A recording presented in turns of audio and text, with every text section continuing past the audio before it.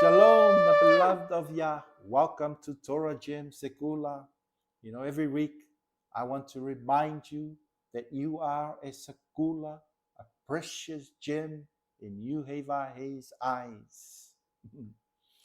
Then was fulfilled what was spoken by Jeremiah the prophet. I quote Matthew 27, verse 9 to 10. Then what was fulfilled what was spoken by Jeremiah the prophet, saying, And they took the 30 pieces of silver, the value of him who was priced, whom they of the children of Israel priced, and gave them for a potter's field, as the Lord directed me. This is a classic error and one of many in the English scriptures.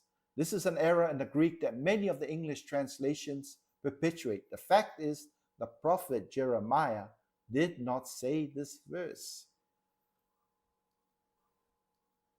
Some of you may be shocked with that, because how can we have a misquotation of a prophet in the scriptures? I'm telling you, there are many places where this in fact happens, and that's because the scribes are not infallible.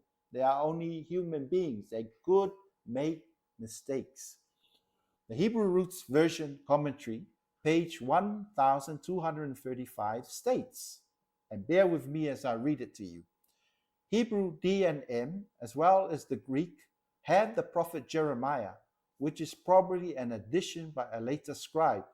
The quote actually comes from Zechariah 11, verse 12 to 3. I quote, And I said unto them, If you think good, give me a hire, and if not, forbear. So they weighed for my hire 30 pieces of silver. And YHWH said unto them, Cast it into the treasury, the goodly price that I was priced at of them. And I took the 30 pieces of silver and cast them into the treasury in the house of YHWH. The scribes likely confused this quote with Jeremiah 18, verse 2, 19, 2, 11, and 32, 6 to 9. The SH and Q Hebrew, as well as both the Old Syriac and Peshitta Aramaic versions, read only spoken by the prophet. So here we have versions of manuscripts that says spoken by the prophet. It doesn't mention the name of the prophet. So in Shem Tov manuscripts have the prophet Zechariah, and some of those manuscripts the prophet Zechariah is mentioned in there. So we do have a precedent saying that the prophet is Zechariah. Now the question we must ask here is, when there is a blatant error, an obvious mistake in the New Testament, Greek manuscripts and English scriptures, what should we do about it? Do we just sit and let these errors continue on? Absolutely not. The truth is, something must be done, because we then allow the enemies of righteousness to blaspheme or ridicule the renewed covenant scriptures.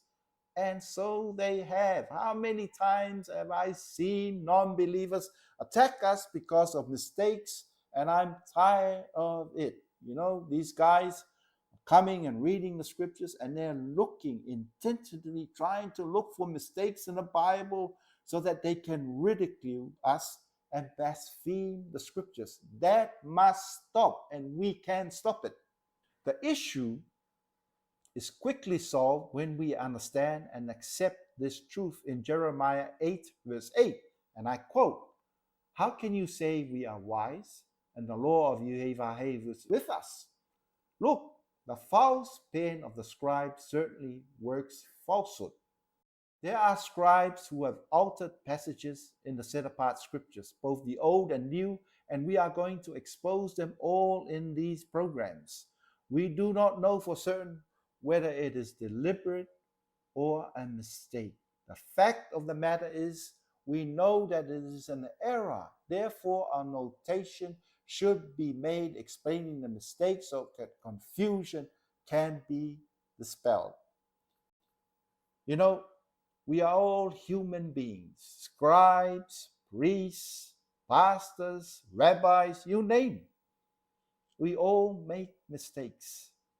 But the thing is, We cannot let these mistakes be perpetuated on to the next generation. It is not right. We must correct these mistakes. No scribe is perfect or infallible. Many ancient manuscripts are copies of copies that simply perpetuate an error from a previous scribe. It is our right to correct these blatant errors and mistakes. Yeshua gave us the authority in Matthew 16, verse 19, and I read for you.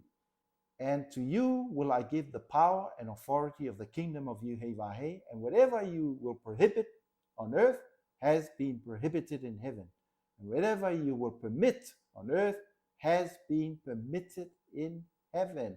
With this in mind, this is how Matthew 27, verse 9 to 10 should have been translated.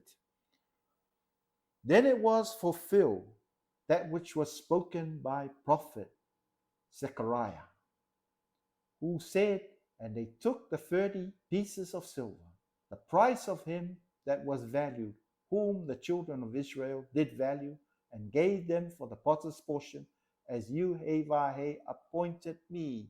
How beautiful when the right person and the right association is made in the scripture. Nothing is then broken. It runs seamlessly. Beautiful. When you know the truth, and the truth shall set you free. Baruch Hashem YHWH.